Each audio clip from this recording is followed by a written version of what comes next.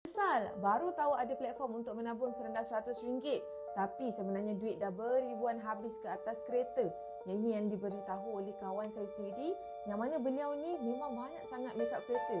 Sebab apa? Sebab nak keep up dengan komuniti kereta beliau. Banyak sangat kelab-kelab kereta, kelab-kelab motor.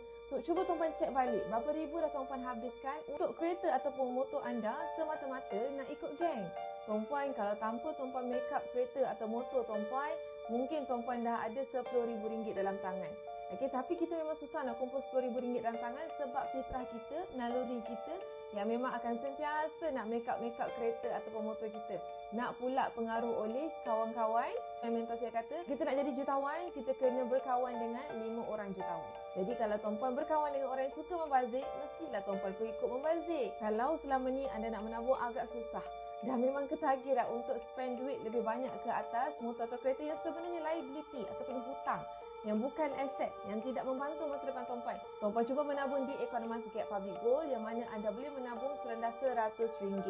Anda yang banyak duit tu sebenarnya tu boleh capai RM10,000 in no time. Dan semestinya simpanan anda ditukarkan kepada aset emas fizikal.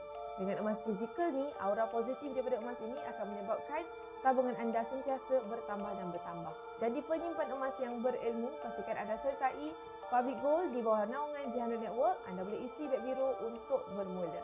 Boleh follow.